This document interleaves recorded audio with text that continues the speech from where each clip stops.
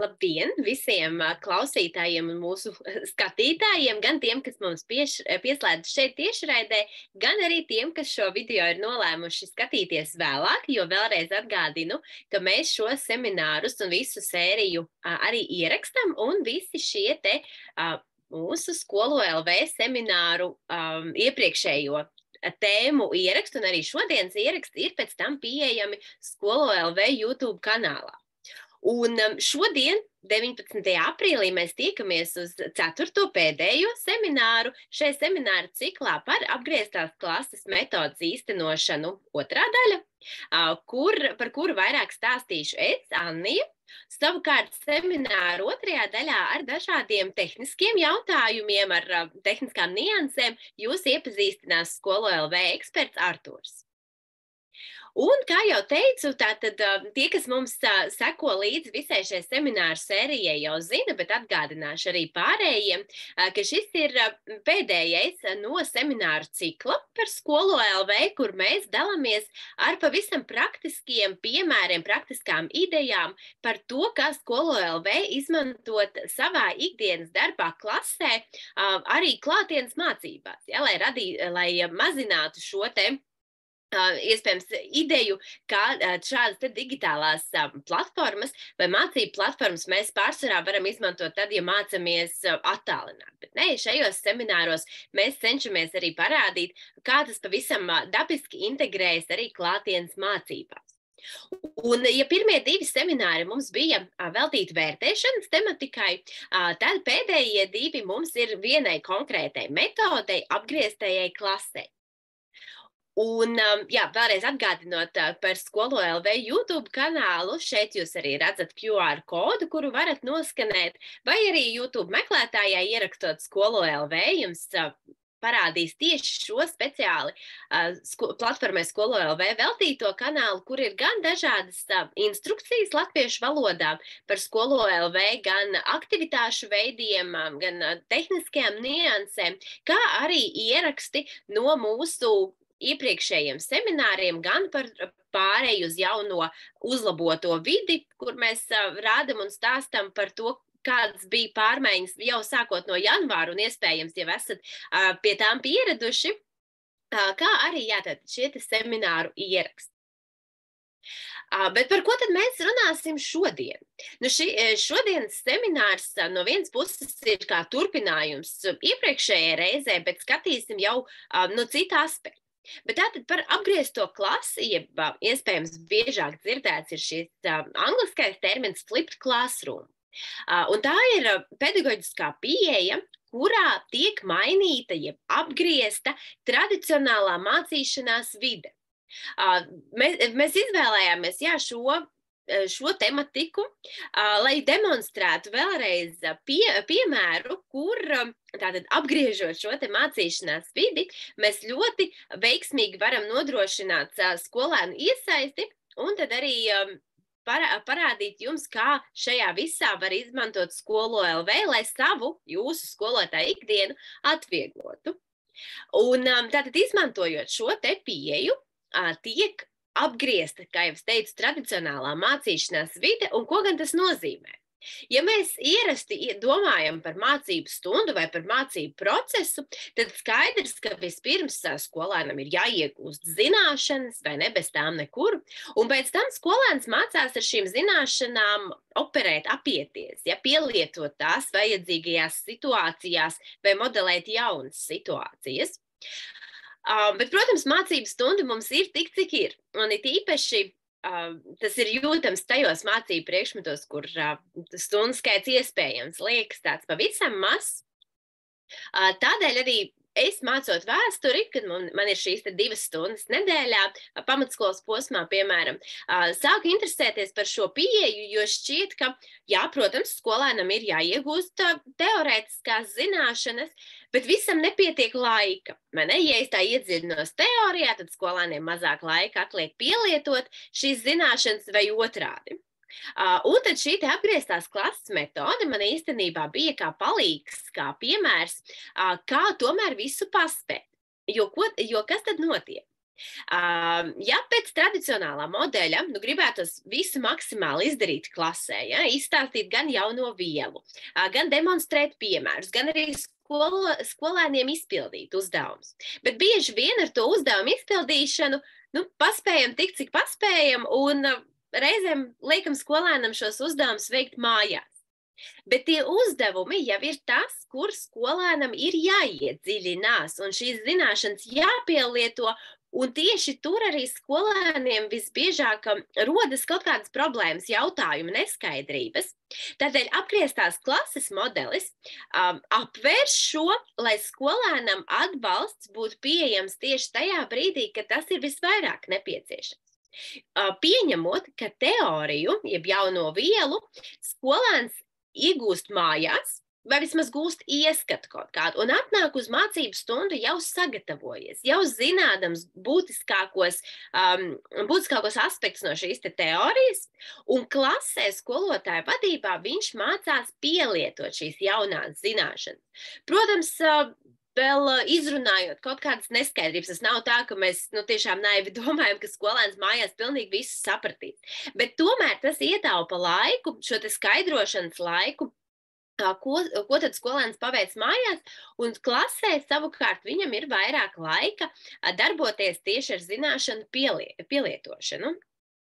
Un mēs jau arī iepriekšējā seminārā runājām, ka, protams, šī pieeja nav jāievieš uzreiz visās savās mācību stundās, un tas tiešām ir tāds papildus noslogojums, bet ar dažādiem piemēriem mēs gan iepriekšējā reizē, gan arī šodien gribam jums parādīt, ka ir vērts izmēģināt, ir vērts uzdrošināties, izplānojot, kurām stundām jums pašiem liekas, ka tas varētu iederēties. Kas ir tā tēma, kur skolēns no jūsu sagatavotiem materiāliem var iegūt to teoriju un to diezgan viegli izprast, un pēc tam tātad darboties klasē.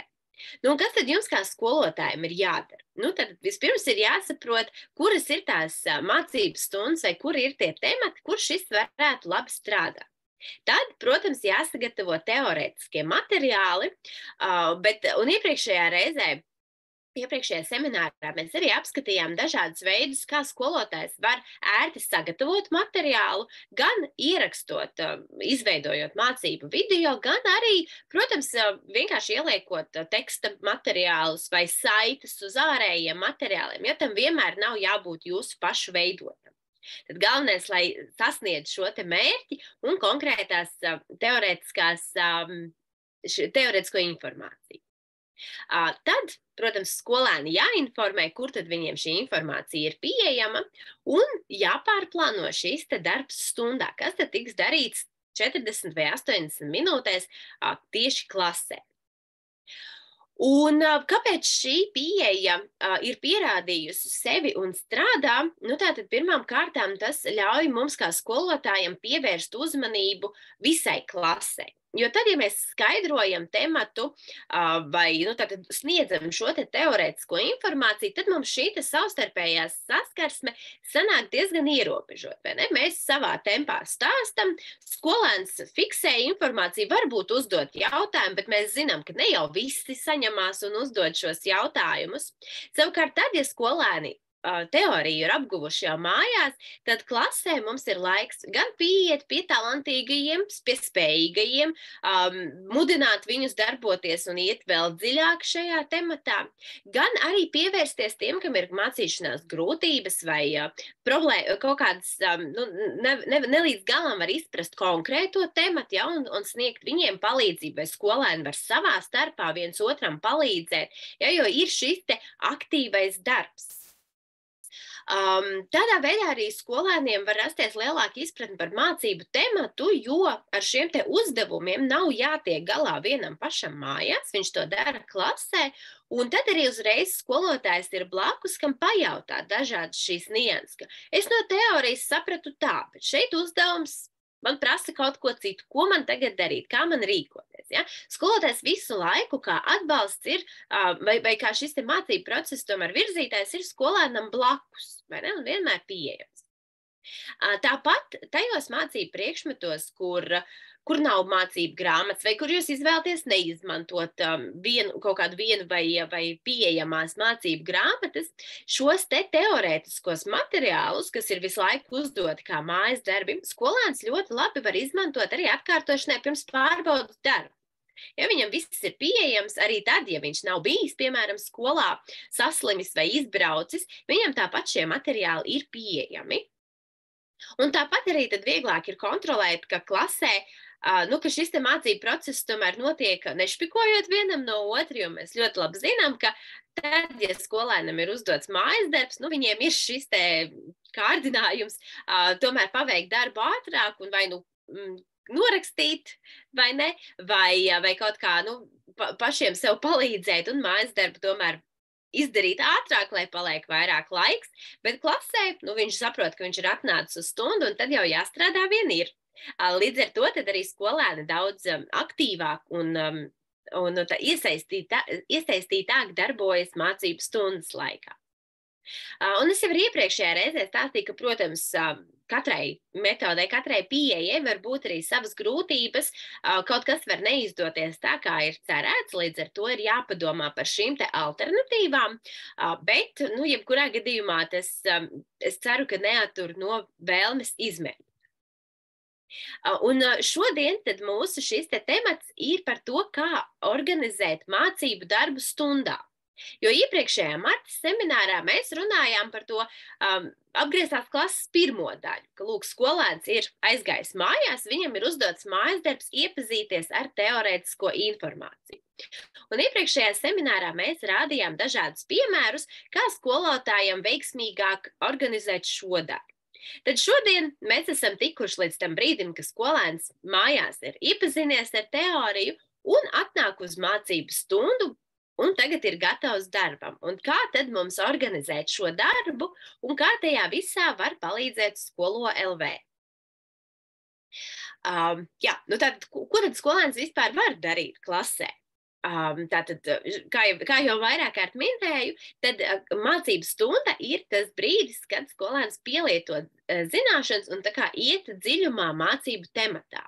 Tie var būt dažādi gan standarta uzdevumi, kādi parasti ir mācību grāmatās vai darba burtnīcās. Tie var būt dažādi problēmu risināšanas uzdevumi, simulācijas, dažādi praktiskie darbi, kā pētnieciskie darbi, laboratorijas darbi, projekti vai grupu darbi, kā arī diskusijas un debates, kur tātad skolēnam ir jāspēj pamatot savus viedoklis, kā arī dažādi citi uzdevumi, kas vien jums katrā tematā ir paredzēti. Un, protams, ka viena tā lieta, kas ir jāpatur prātā, ka arī tad, kad mēs skolēnam šo teorētiskās informācijas iegūšanu atstājam uz viņa atbildības, protams, nevajag aizmirst arī šīs skolēna zināšanas vai izpratni novērtēt vai pārbaudīt. Pirmkārtām, jau iepriekšējā reizē mēs runājām, ka tas tomēr skolēnu kaut kādā veidā disciplinē.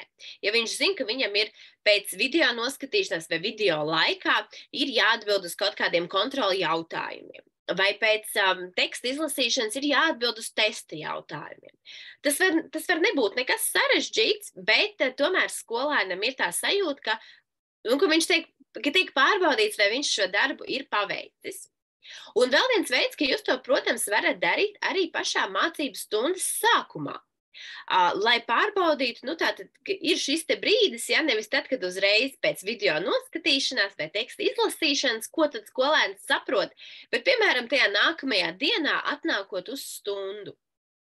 Un arī tas var būt tātad dažādi testi, atvērtie jautājumi, kaut kas pavisam īsts, kas jums kā skolotājiem parāda to klases termometru, to, cik daudz skolēni ir sapratuši, kuri varbūt ir tie problēma jautājumi, kur jums vēl ir jāvelta dažas minūtes, lai tomēr izskaidrotu, kamēr skolēni ir klasē, kādas šīs te nianses. Un teiksim, Skolo LV jūs šādus te testus varat izveidot pie sadaļas interaktīvais saturs. Un tie, piemēram, var būt šie te aktivitāšu veidi, kuri atļauj pievienot gan testa veida jautājumus ar vienu vai vairākām pareizām atbildēm, kā arī jautājumus, kur skolēns var ierakstīt atbildes, ja, tātad atvērtos jautājumus. Un jums kā skolotājiem arī parādās sadaļā vērtējumi, ja, tātad pie konkrētā kursa, ja jūs atverat sadaļu vērtējumi, jūs redzat visas aktivitātes, kuras skolēns varēja veikt.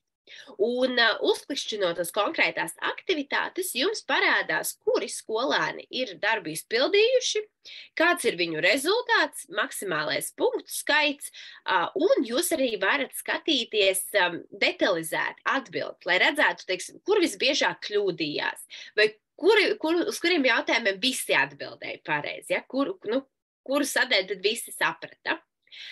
Un tas tātad, jā, jums uzreiz parādās šāda te atskaita, un jūs pavisam viegli varat redzēt, vai ir vajadzīgs vēlreiz apstāties un izrunāt šo tematu, vai jūs varat iet tālāk uz zināšanu pielietošanu.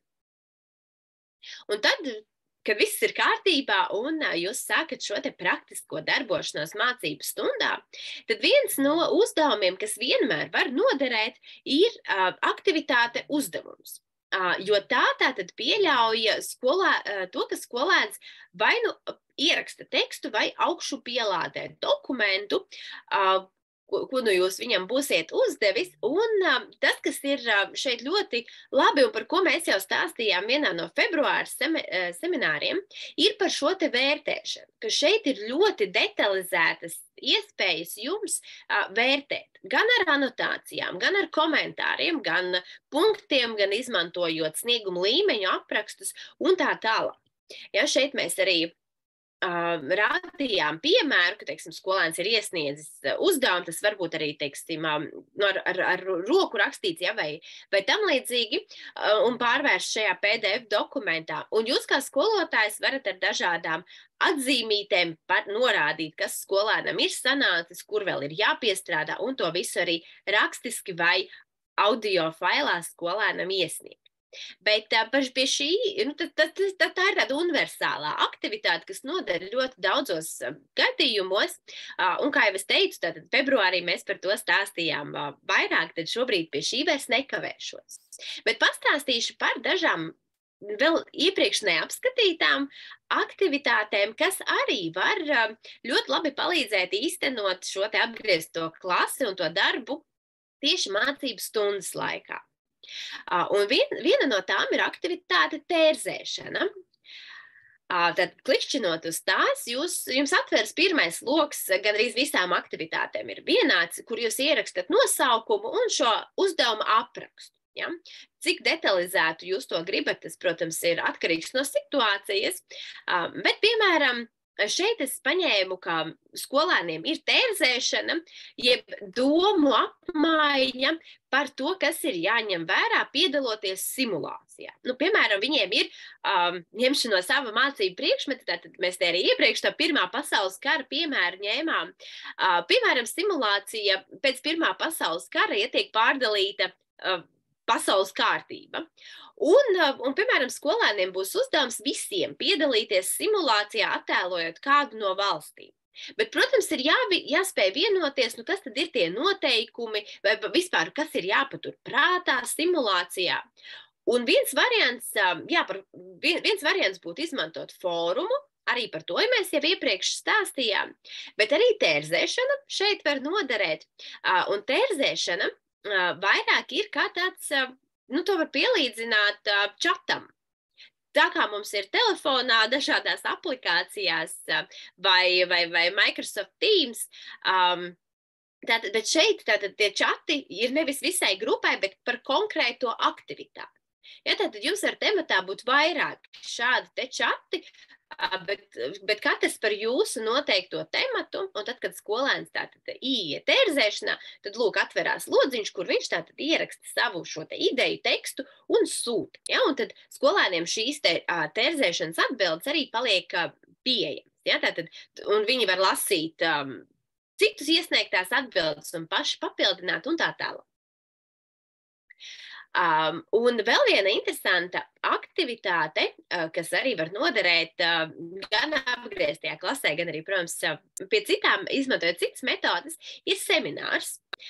Un seminārs paredz skolēnu savstarpēju darbošanos un savstarpēju vērtēšanu, ko mēs, protams, varam organizēt dažādos veidos, bet tāpēc es gribēju pieminēt šo te semināru, jo, protams, ka mūsu mērķis ir ne tikai skolēnam likt domāt par savu darbu vai paļauties tikai uz mūsu sniegto atgriezenisko saiti, bet ļoti vērtīgi ir arī tas, ka skolēni sniedz atgriezenisko saiti viens otram.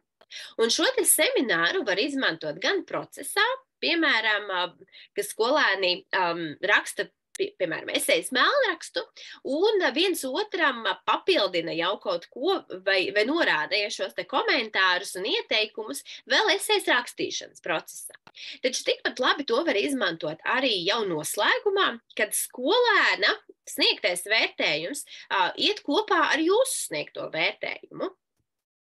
Nu, un tātad seminārā jūs ierakstat šo te nosaukumu, piemēram, varat arī precizēt aprakstā, ko tad jūs tieši sagaidat, un līdzīgi kā ir pie uzdevuma, ka jūs varat norādīt, kādā veidā vērtēt, vai ar punktiem, vai tikai ar komentāriem, vai norādīt kļūdas, ja, kur varbūt ir tāds ļoti tehnisks atbildes, ja, kur pareizs vai nepareizs.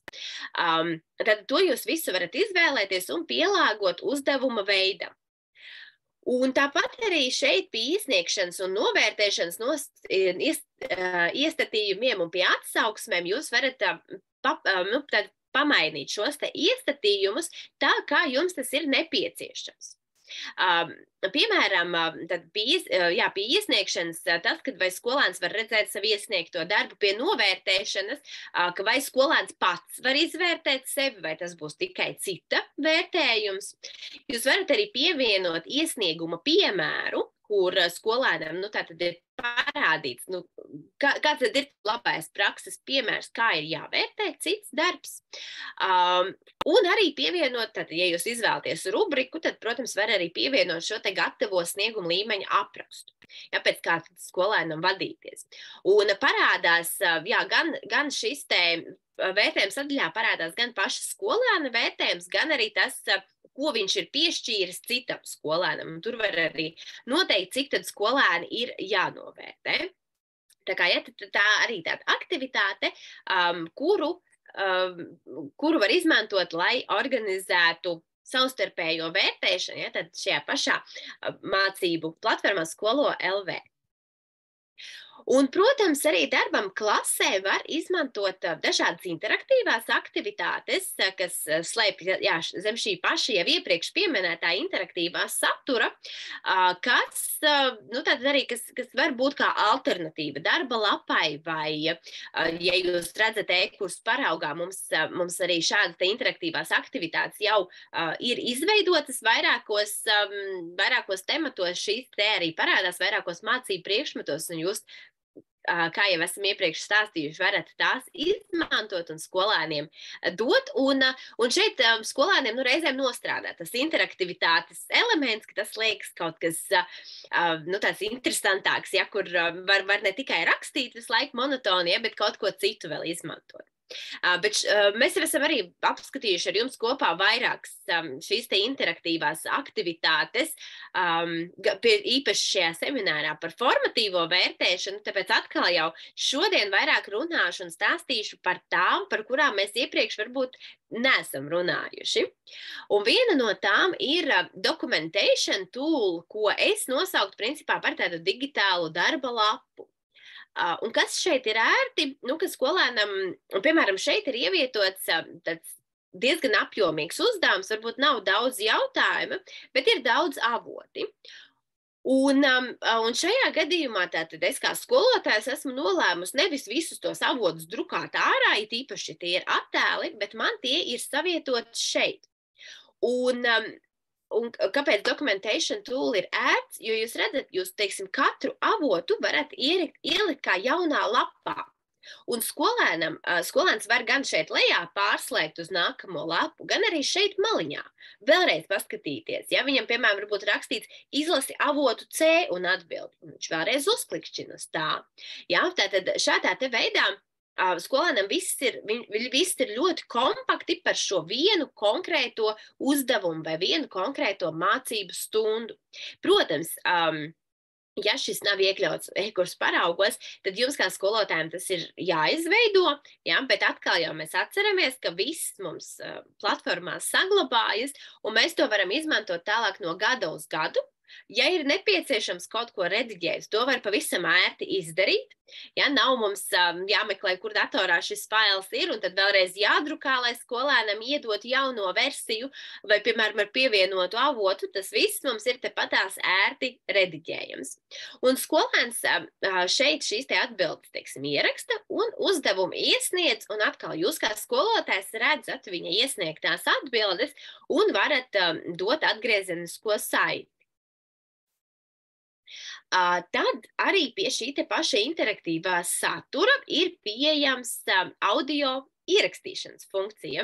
Mēs jau iepriekš runājām, ka skolotājs var ierakstīt audio, sniedzot atgriezenisko saiti pie vērtējuma sadaļas par uzdevumu, bet ja nu jūsu uzdevums, ko jūs gribat skolēnam uzdot, ir šis te audio ieraksts, un mēs ļoti labi zinām, ka šī te teksta, ne tikai rakstiska teksta, bet arī mutvārdu teksta veidošana ir būtiska prasme, ko mēs mēdzam pārbaudīt dažādos mācību priekšmetos, un to var izmantot ļoti, ļoti dažādos mācību priekšmetos. Šeit es arī varbūt pielikusi vairāk no sava priekšmeta, bet tas tikpat labi varbūt, teiksim, skolēnam.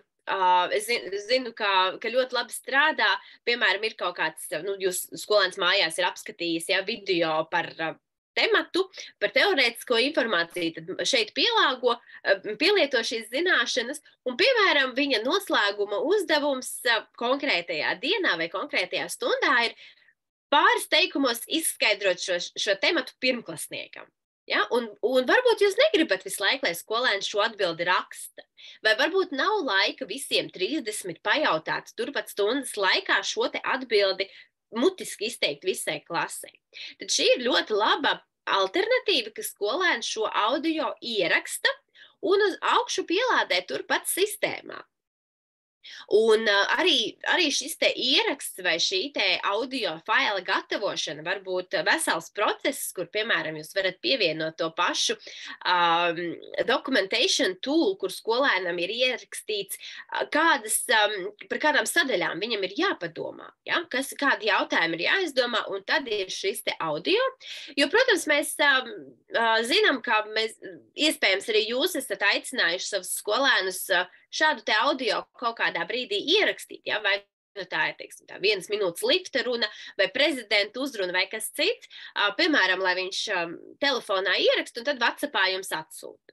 Bet, tas uzreiz ir sava telefona numura nodošana un tā tālāk, bet šeit skolēns uzreiz var ierakstīt un atsūtīt, augšu pielādēt jums šo failu Skolo.lv, ja, neizejot no šīs platformas, nemeklējot citus saziņas kanālus, un atkal jau jūs zinat, kur jums visi šie faili ir. Ja skolēns tos augšu pielādē, jums uzreiz tie parādās pie konkrētā skolēna vārda.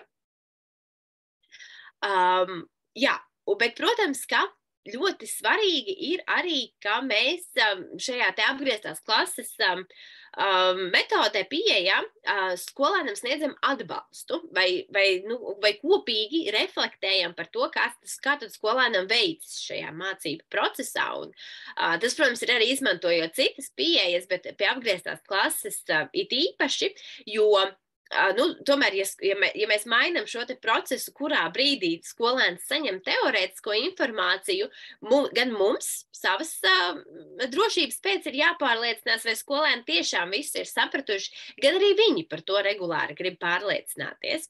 Un šeit, protams, ka mēs šo te atgriezenisko saiti skolēnam sniedzam jebkurā vērtēšanas sadaļā. Vai tas ir tests, viņš redz šo te atgriezenisko saiti, vai tas ir uzdevums, un jūs sniedzat detalizētu komentāru, vai tas ir seminārs, un tā ir savstarpējā vērtēšana. Bet vēl viens iepriekš neapskatīts refleksijas veids, kas ir tāds varbūt ļoti uzskatāms, ir kontrols saraksts. Kontrols saraksts ir vairāk tāds, kas īstenībā ir abi. Gan jūs kā skolotājs redzat skolēna izpratni par to, kā tad viņam ir veicies un varat piedāvāt savu atbalstu vai varat piedāvāt savu skatījumu, ka jums varbūt liekas, ka viss taču norāda, ka tu šo rezultātu esi sasniedzis. Kāpēc tu neesi atzīmējis? Ja? Kāpēc tev šķiet, ka tev vēl pie šī ir jāpiestrādā? Gan arī skolēnam ir visu laiku skaidrs, kas tad no viņa tiek prasīts. Jo kā tad izskatās kontrols saraksts? Kontrols sarakstu, principā no nulles veidojat jūs, skolotājs, jūs ierakstat konkrētus sasniedzamos rezultātus. Tas var būt gan vienā uzdevumā, tas var būt vienā mācību stundā, tas var būt kaut kādā temata blokā vai visā tematā, vai varbūt visā apakštematā. Šeit konkrēti bija tātad par visu tematu absolūtisms un ņemti no mācību priekšmetu paraugu programmas jau fiksēti sasniedzamie rezultāti, un tos es vienkārši šeit pārakstīju tematu noslēgumam. Bet, kā jau es teicu, tas var būt arī īsākā procesā, un tātad jūs kā skolotājs ierakstat, kas tad ir tie sasniedzamie rezultāti. Un pirmkārtām skolēnam šis kontrols saraksts visu laiku Skolo LV ir priekšā. Viņš jebkurā brīdī var paskatīties, uz kurieni viņš virzās. Tas pats ir atkal jau, ja skolēns ir saslims vai izbraucis, viņš redz, ko tad viņš no visa ir izlaidis. Ja, tādos pavisam precīzos mērķos. Un tātad, kad vai nu gan procesā, gan arī tad, kad skolēns virzās vai ir noslēdzis šo tematu, viņš tātad saklikšķina šeit ķiksīšus pie tā, kur viņam šķiet, kurus sasniedzamos rezultātus viņš ir sasniedzis. Un arī tur pie iestatījumiem var pievienot, ka skolotājs var papildināt vai komentēt skolēna atbildes. Un šeit pie skatīt progresu atkal jau skolotājiem parādās visi savi skolēni un viņu šis progress, ja, kurus sasniedzamos rezultātus katrs ir atķeksējis. Un to var darīt arī vairākos piegājienos, ja ne tikai vienā. Vēl aizejot pie tādas praktiskās informācijas, protams, ka daļu no šīm aktivitātēm ir ērtāk izmantot datorā, ja, tīri pārskatāmības dēļ, piemēram, šie paši documentation tool, varbūt uzdevumu ierakstīšanai, bet, teiksim, kā avotu apkopojums īstenībā tos var diezgan ērti skatīt arī telefonā. Bet vēlreiz gribu atgādināt par to, ka Skolo LV ir pieejams telefonā nevis tikai caur atverot to kā mājaslapu, bet arī caur aplikāciju, kur šis skats ir daudz ērtāks tieši šeit lietotnē, daudz ērtāks telefona izmēram, un skolēns var tātad saviem kursiem, tieši tāpat kā skolotājs, var piekļūt saviem kursiem telefonā. Un tur ir arī dažādi šīs iespējas, ka jūs varat sūtīt viņam atgādinājumus par kādu uzdevumu, bet tas vairāk mums bija aktuāli pie mājas darba sadaļas, bet, skolēns arī caur savu telefonu var gan augšupielādēt failus, gan skatīt failus, gan ierakstīt atbildes. Tā kā vēlreiz atgādinu, ka arī tāda opcija ir, īpaši, ja jūs darbojaties klasē, un dators, piemēram, nevienmēr ir pieejams. Ja, tad Skolo LV ļoti ērti jau ir arī pieejams mobilajā aplikācijā. Un tagad mēs ķersimies pie tehniskās daļas, ar kuru jums iepazīstinās mūsu eksperts Artūrs Eiduks. Un tas, ko nepateicu sākumā, bet atgādinu tagad, ja jums rodas kādi jautājumi, jūs droši meklējiet Q&A, jeb jautājumu sadaļu, un rakstat iekšā savus jautājumus. Ja jūs esat mums pieslēgušies Facebookā, tad rakstat jautājumus komentāros, un mūsu atbalsts tad atbildēs uz šiem jautājumiem, jebkurā formātā, kā jūs tos iesniegsiet. Un tas no manis pagaidām viss. Paldies, un Artur dod vārdu. Jā, paldies, Anni, paldies. Tad sveiciens visiem, jā, mani sauc Arturs, esmu no Skolo LV, tehniskā atbalsta komandas, un tad tūlīt arī dalīšos ar ekrānu, un tad sāksim tehnisko daļu. Tā. Tad šodien tehniskajā daļā mēs apskatīsim 3 tādas galvenās lietas.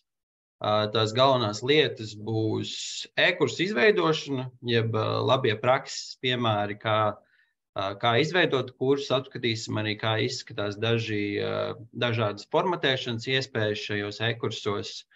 Tad būs dalīšanās ar e-kursiem starp citiem Skolo LV lietotājiem, ne tikai savas izglītības iestādes robežās.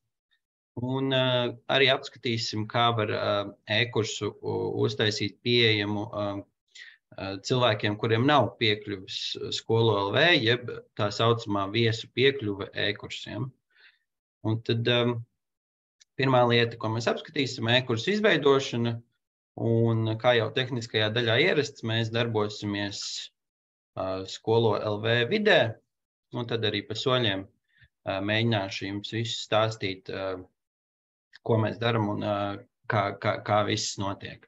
Tad sākam mēs ar to, ka esam pieslēgušies Skolo LV, esam savā profilā ienākuši, un tad, lai izveidotu jaunu e-kursu, tad spiežam uz sadaļas Mana skola. Mana skola jums rādīsies attiecīgi jūsu izglītības iestāde, viena vai vairākas, izvēlaties to, kurā vēlaties izveidot jauno e-kursu. Spiežot uz tās, atvērsies jums jūsu izglītības iestādes attiecīgi kategorija, un šajā kategorijā jums būs iespējams arī izveidot, jeb pievienot jaunu kursu. Spiežam uz pievienot jaunu kursu, un šeit mums pavērās liels iespēju bloks, kurā mums ir jāievada kaut kādi dati. Tad pirmā lieta, pie kā jūs atdursaties, būs kursa pilnais un īsais nosaukums. Šeit šie nosaukumi var būt vienādi un attiecīgi tas apzīmēs, par ko būs jūsu e-kurs. Šajā gadījumā nosauksim vienkārši kā testa kurss ar skolotājas profilu vārdu un uzvārdu. Un tad nokopēsim šo un ieliksim arī kā īso nosaukumu. Kursa kategorija, šeit var pārliecināties, vai ir pareizā kategorija kursam, kur viņš tiks izveidots, vai tā ir tā, kur jūs vēlaties, lai viņš ir. Ja nē, tad jūs varat meklēt un attiecīgi atrast citur, kur viņu ievietot. Kursa redzamība, šis ir svarīgi, ja jūs vēlaties, lai šis kurs, piemēram, kamēr jums ir izstrādes procesā, tad, lai viņu nevar atrast citi, piemēram, skolēni vai skolotāji, tad jūs varat izvēlēties to paslēpt. Kā arī jūs varat iestatīt automātisko kursu sākšanas datumu un beigu datumu, kad jūs vēlaties, lai kurss ir atvērts un pieejams, un kad viņš arī attiecīgi tiek slēgts. Pie apraksta jūs varat pievienot kaut kādu kopsavilkumu kursam, kurš jums parādīsies arī lietotājiem, kad viņi atvērs jūsu kursa šablonu, tad arī parādīsies šis aprakstiņš. Un kursa attēls arī ir viens no prakses labajiem piemēriem, ko mēs arī mēģināsim tagad pievienot. Un tad pievienosim kursa attēlu.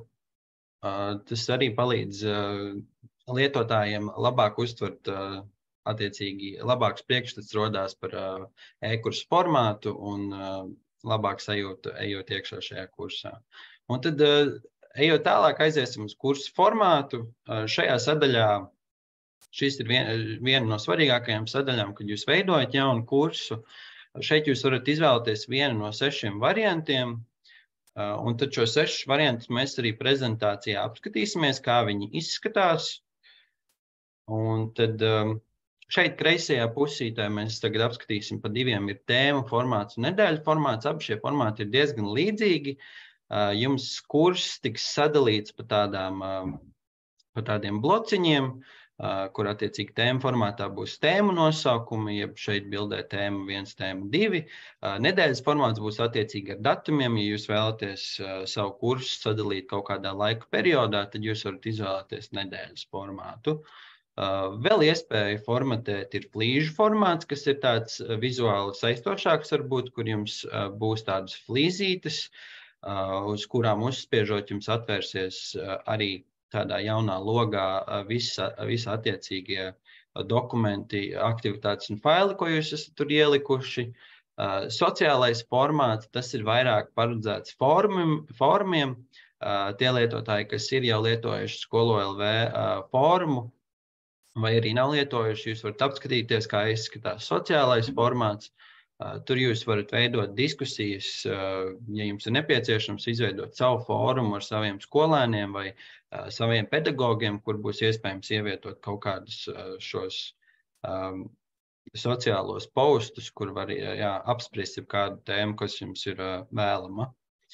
Un tad pēdējie divi ir viens aktivitātes formāts un grid formāts. Viens aktivitātes formāts šis strādās vairāk tā, ka jūs izveidosiet vienu konkrētu aktivitāti, piemēram, tests vai uzdevums, un šis tests vai uzdevums būs viss šis kurs. Un tad, attiecīgi, šī viena aktivitāte strādās kā viens kurs, un ja jums ir nepieciešams, piemēram, kaut kāds lielāks darbs vai lielāks tests, un jūs vēlaties to uztaisīt kā atsevišķu, piemēram, kursu, tad jūs to varat izdarīt ar vienas aktivitātes formātu. Grid formāts ir līdzīgs, kā mēs skatījāmies ar flīzēm, tikai nedaudz viņš vizuāli savādāk izskatās, bet grid formāts arī ir ļoti labs veids, kā padarīt savu kursu nedaudz skatāmāku un foršāk lietojamu lietotājiem. Un tad atgriezīsimies Skolo LV vidē. Tad jā, šis ir par kursu formātiem. Izskata sadaļā šeit tās funkcijas, ko te var iesaistīt. Jūs varat izvēlēties valodu, kurā vēlaties. Jaunumu skaits tie ir, ja jūs veicat kaut kādas izmaiņas kursos un jūs to vēlaties izziņot saviem kursa dalībniekiem, tad jums ir jaunumu sadaļas, un tad tie jaunumu skaiti arī ir mainām pēc jūsu ieskatiem. Vērtējumu grāmatas, aktivitāšu atskaites, šis viss ir, ja jūs vēlaties strādāt ar lietotājiem, ka viņi kaut ko pilda jūsu e-kursā, tad attiecīgi jūs iestatat šo visu uz jā, lai jums tie dati tiktu ielasīti. Failu un augšupielādes, tur jūs varat izvēlēties, cik liels failus jums dos iespēju skolēniem augšupielādēt. Izpildes sekošana, tad attiecīgi šis, ja ir iespējams, tad sekos līdz aktivitātēm, cik viņas ātri tiek izpildītas, attiecīgi kādos laikos, kas ir nepareizi, kas ir pareizi, un kā jau iepriekš minēju, ja vēlaties sekot līdzi rezultātiem kaut kādiem e-kursu izpildē, tad šos atstājam arī uz jā. Grupas arī ir viens svarīgs elements, ko mēs arī apskatīsim šodien ar tieši e-kursu dalīšanos. Mēs šajā piemērā izvēlēsimies, ka ir atsevišķas grupas. Šī atšķirība starp nav nevienas atsevišķas un redzamas. Atsevišķas grupas būs, piemēram, ja jūs pievienosiet vienam e-kursam vairākas klases, tad iesakam izmantot atsevišķas grupas, jo tad šie dažādie klašu skolēni neredzēs, piemēram, citu klašu uzdevumus vai nodarbības, ja jūs būsiet iestatījuši šos iestatījumus savā e-kursā. Un redzamās grupas būs, kad ir grupas sadalītas vairākas, bet tomēr visiem viss ir redzams un visiem tas viss e-kurss ir vienāds un redzams, pilnībā viens un tas pats. Šeit mēs izvēlēsimies atsevišķas grupas, uzspiedīsim arī grupas režīmu uz aktivitātēm, kas nozīmē, ka aktivitātes balstās uz to, ka ir grupas e-kursā, un tad viņš arī e-kurs šo ņem vērā. Un tad noklusēto grupējumu mēs atstāsim uz nav. Un lomu pārsaukšana, tā ir praktiski pēdējā sadaļa, kur jūs varat izvēlēties no mūsu Skolo LV definētajiem lomām, kas jums, piemēram, būtu skolēns vai audzēknis, varbūt aktuālāks vai pedagogs. Jūs varat šīs lomas pārsaukt pēc jūsu ieskatiem. Ja jums ir kāda radoša pieeja, kā jūs vēlaties pārsaukt, tad jūs varat to droši arī savu e-kursu ietveros izdarīt. Un tagi vairāk balstīsies uz to, kad jūs varat izveidot kādu konkrētu tagu, un kāds cits lietotājs var šo tagu izmantot un attiecīgi strādās kā saite, kas aizvedīs uz jūsu e-kursu, piemēram. Jūs šo pašu funkciju tagad varat arī izmantot arī aktivitātēs, kur šī funkcija strādās līdzīgi kā saite strādā. Nu, un kad visi iestatījumi ir iestatīti pēc jūsu nolūkiem, tad spiežam saglabāt un parādīt. Un tad pēc neilgas ielādes te mums arī izveidojās mūsu izveidotais kurs. Un tad attiecīgi iesim arī tālāk uz nākamo sadaļu, kas būs tā nākamā sadaļa – dalīšanās ar e-kursiem starp citiem Skolo LV lietotājiem. Un kā tad to var izdarīt? Iesim apakaļ uz Skolo LV. Un, lai dalītos ar kādu jums, piemēram, ja jūs esat izveidojis kursu vai ja jums virslietotājs ir piešķīris kursam pieeju un jūs esat veicis šajā kursā izmaiņas un vēlaties, piemēram, ar šo kursu dalīties ar citu izglītības iestāžu kolēģiem, tad to ir iespējams izdarīt. Un viens veids, kā to izdarīt, tad lietotājiem, kuriem ir Skolo LV profils, tad mēs atveram kursu, spiežam uz sadaļas dalībnieki, un šeit izvēlnē, kur ir reģistrētie lietotāji, aiziesim uz sadaļu reģistrācijas metodes.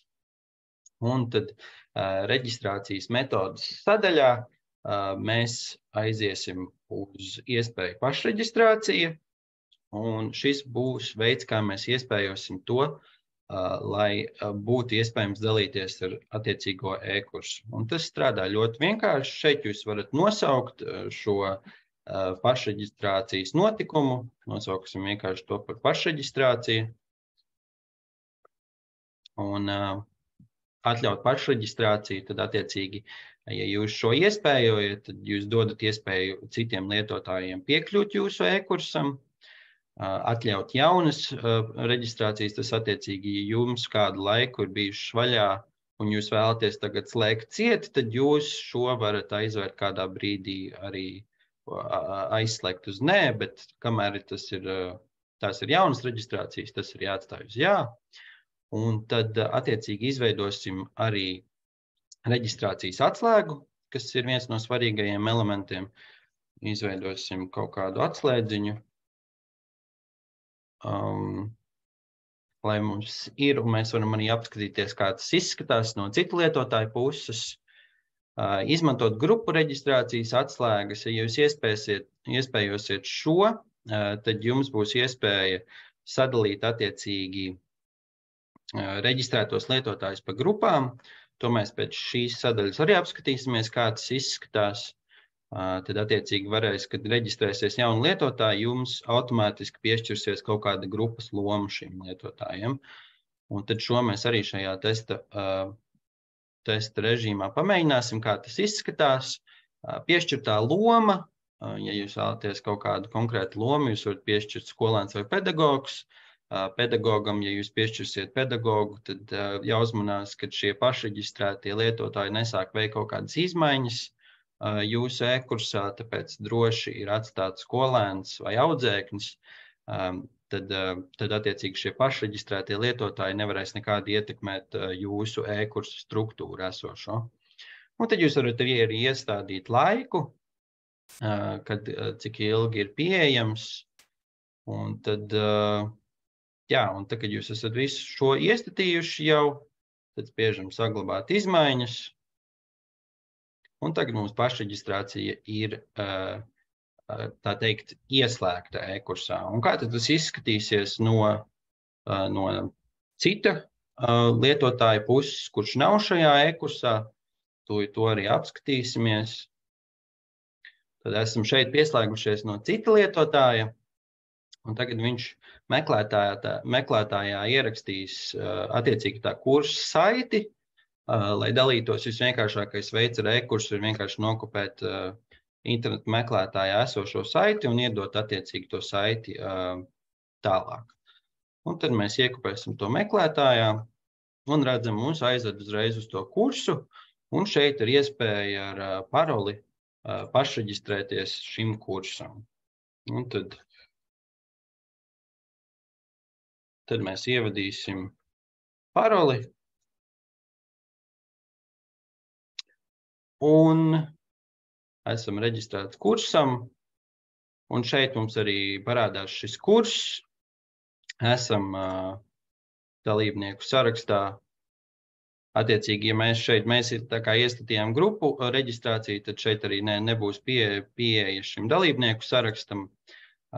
Bet, attiecīgi, jā, jūs esat tagad pašreģistrējies kursam un jums ir piekļuve šim kursiņam. Un tad otra lieta, ko ir vērts apskatīt, arī daloties ar kursiem, ir šī grupu dalīšanās, ko pirms tam minēju, ka jūs sadalat lietotājus pa grupām, kad viņi reģistrējās jūsu e-kursam, un tad to var izdarīt sadaļā grupas. Un sadaļā grupas jūs izveidojat jaunu grupu. Grupas nosaukumu jūs ieliekat, piemēram, pašreģistrētie lietotāji.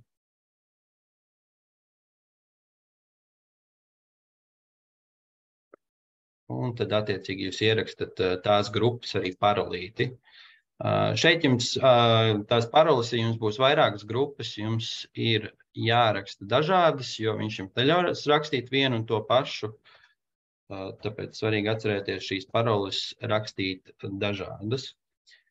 Un tad, kad parole ir izveidota, tad mēs saglabājam izmaiņas. Un tad mēs redzam arī šajā sarakstā mums parādās pašreģistrētie lietotāji.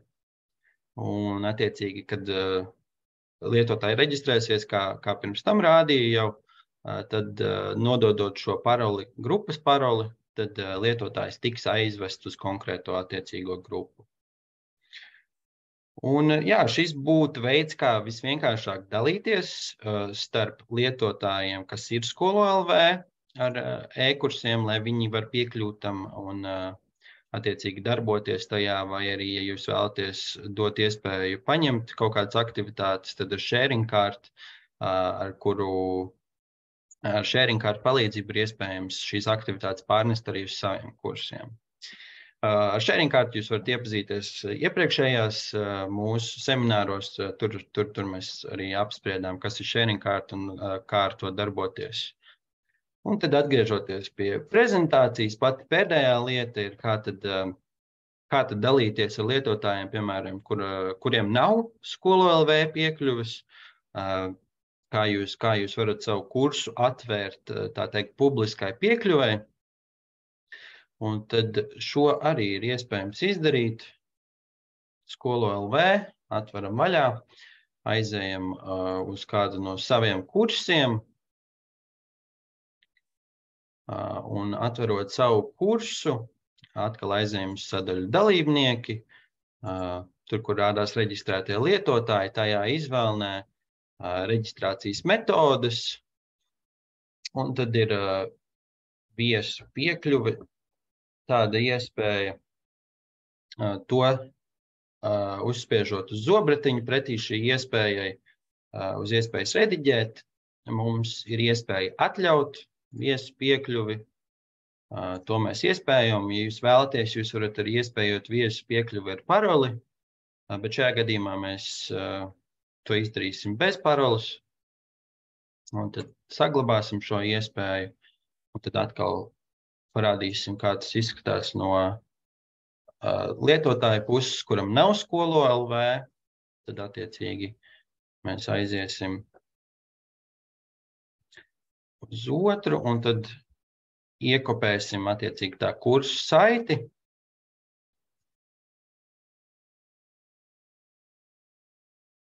Tā, tūlīt.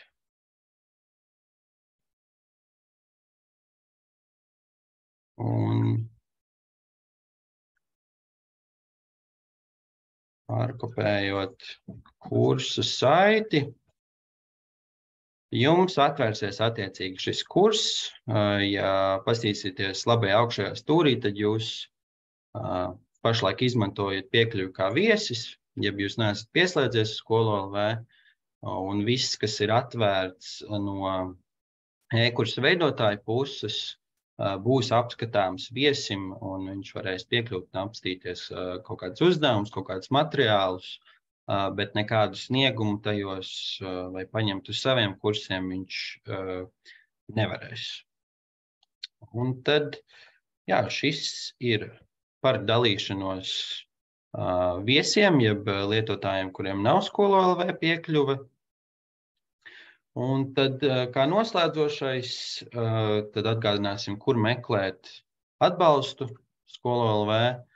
Tad ir iespējams, jā, mums ir video pamācības, kā jau Annī minēja, YouTube kanāls, mums ir arī instrukcijas, mums ir atbalsta mājaslapa, kur ir iespējams iepazīties gan ar instrukcijām, gan iegūt saites uz video materiāliem, lietotāju fórums, kuram sekojam līdzi un aicinam lietotājus lietot šo fórumu un apspriest kaut kādas idejas vai problēmas, un tad tādā veidā virzīt arī attīstību Skolo.lv. Un, jā, lietotāju atbalsta dienests strādā katru dienu no 9 līdz katru darba dienu no 9 līdz 5. Atbild uz e-pastiem, uz telefonu. Un jā, par YouTube kanālu tie, kas varbūt nepaspēja sākumā, tad šeit ir Skolo.lv YouTube kanāla QR kodiņš. Nedaudz atstāšu šo slaidu varbūt ilgāk vaļā, ja tie kādam interesē. Un tad, jā, mēs izlaižam jaunus video gan arī katru nedēļu. Aicinām iepazīties arī mūsu lietotājiem ar šiem video, jo tur arī var iespējams redzēt jaunākās, piemēram, funkcijas, kas tiek izstrādātas. Tad šajos YouTube kanāla izstrādātajos video pamācībās tad būs iespējams arī redzēt šīs jaunās funkcijas tieši Skolo.lv vidē. Jā, paldies!